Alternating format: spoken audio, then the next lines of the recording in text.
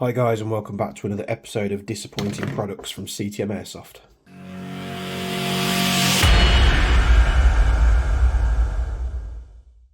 Yeah, I've been less than thrilled with the quality of some of these CTM parts, with how expensive they are. £120 just for this top metal piece here is absolutely ridiculous. So what I did is I bought more stuff from them, funnily enough, so we're going to take a look at this today. We've got a set of ghost sights from CTM in really crappy packaging. So these are going to upgrade the standard iron sights and perhaps give us something a little bit more open, easier to see. So in this first bit we've got some little fibre optic pieces as well as some mounting hardware. We have the front sight and we have the rear sight. Rear sight, it's got like a weird grey finish on it. I kind of like it. So what we'll do, first we'll look at what the sights look like at the moment. These standard tri-dots. But when aiming with this thing, we're going to try and get something a little bit more open. So I'm just going to remove that off there just so you can see top down what I'm doing here. So rear iron sight, front iron sights, have a look at that. They sit much higher, much prouder.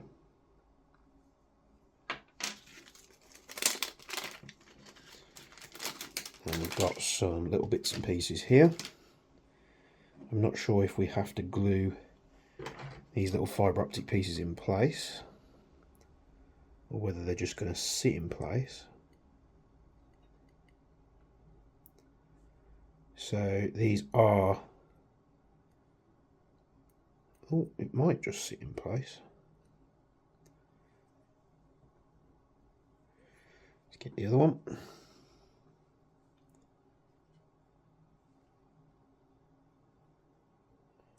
Just showing that in there, pressing it in. It does seem to be a nice fit. What I might do is just dab at a later stage just a little bit of black CA glue on the side there just to make sure those don't pop back out. But you don't have to run it with these. I suppose it'd be easy enough to see the front sight. And we'll like a neon orange red style colour. Pop this in here. It looks like this one's going to pressure fit as well, so in fact I think it's a bit loose. So what we'll do for the purpose of the video, we'll place it in there. No, we won't, it falls out. Can we get this to sit in place? The fibre optic pieces are so roughly cut as well, so we're going to have to glue this in. So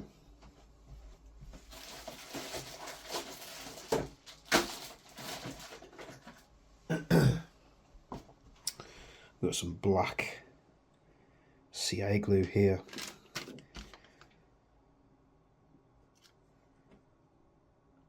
Just so happens to be the only super glue I've got to hand. We're going to need something thin to apply this. I might just use the end of a file because it's quite thin.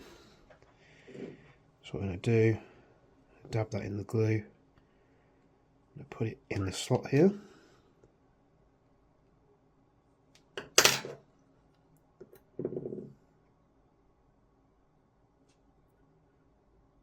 Just raise that up so it goes over the glue. And we'll leave that to set in place. And then what I might do is just touch a tiny bit on the inside there.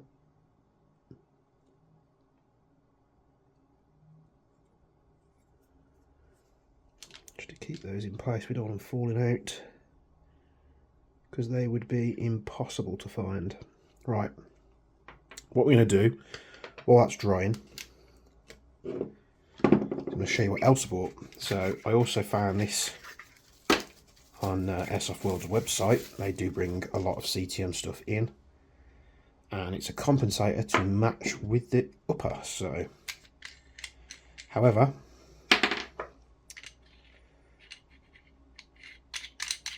we're going to have a big problem with this as well. So if I line this up where you'd want it like that, there's a gap. So I don't want a gap, I want it to sit nice and flush. However, I can't sit it nice and flush, because if I try to do that, it sits off center. So this is going to have to be modified. Again, parts not ready to fit. So what we're going to do, we're going to take a little bit off this flat edge and then come back when that's finished. Okay, so a quick job turned into a slightly bigger job. And basically I wanted to remove material from this face so it clocked up perfectly on the pistol. However, when I did that, I clocked it up in the lathe, and the flat surface on this wasn't running true. So once I got it running true, it actually went a bit too far, which is fine.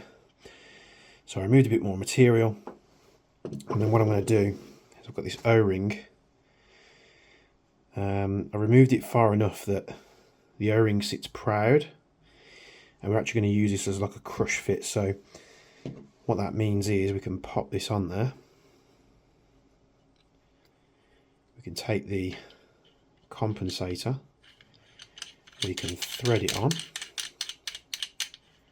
and then as we get close to where we want it to be, it's actually creating resistance as it crushes into that channel, and then we can really get some pressure on it so it sits nice and true. And then once it's nice and true where we are, see there's no gap there, we can take a, I believe it's going to be a 1.5, so we take a 1.5 Allen key, we can tighten this up, and now it doesn't matter what we do with this pistol, that is, the grip screw is going to secure it, and that crush O-ring that I've put in there will stop this from backing out, even if this grub screw was to come loose. So now you can see there, this thing looks pretty gnarly. So during that time, the glue should have set on these pieces. Just test that bit there. I think we are good to go. There's a bit of frost in there from the glue, so that's good. And then we're going to get we'll use the 1.5 first, and we'll use that to remove the sight from the front. We'll leave that AAP, the Action Army screw, in case with that, and we'll put the front sight on here. We'll use the screw that was provided.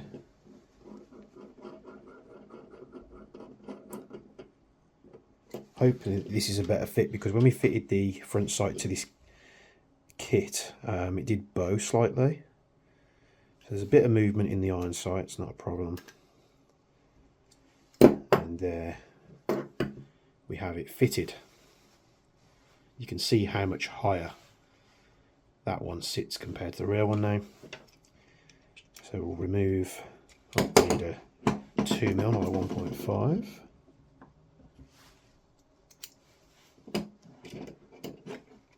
We can remove the standard screws, which have already started to soften on the edges slightly.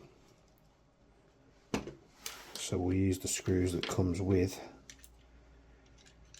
the iron sight set. If this is going to go on, there we go. It's shocking how loose these parts fit, really, but especially the iron sights, they're not cheap. The upper was expensive. Knowing what I know about manufacturing, I could get this. I could get that lower made and probably retail it for the same price as what the barrel cost. You know, £120 retail on that is just absolutely ridiculous for the quality that you get. But, you know, that's not what we're here for today. Let's keep on trend. So now you can see we've got this big, nice big open rear sight here. And some of you'll say, well, that's not going to be as accurate as the other ones. Then you pretty much are correct. Obviously, we're going to be wanting to set that red dot in the dead center of the circle, and then we've got the two fiber optics on either side to sort of glow.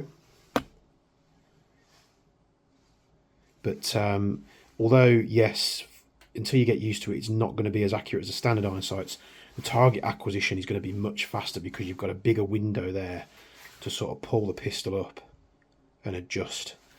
So yeah, it's looking pretty cool, isn't it? I'm just waiting on some more parts to arrive for the AAP-01 till we continue with the series. So I might do a couple of filler videos going up while we're waiting for stuff for this and the MDR.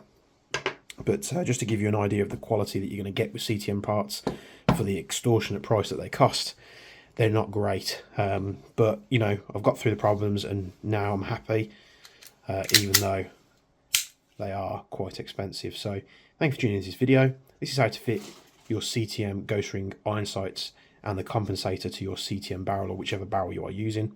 And I'll see you in the next video.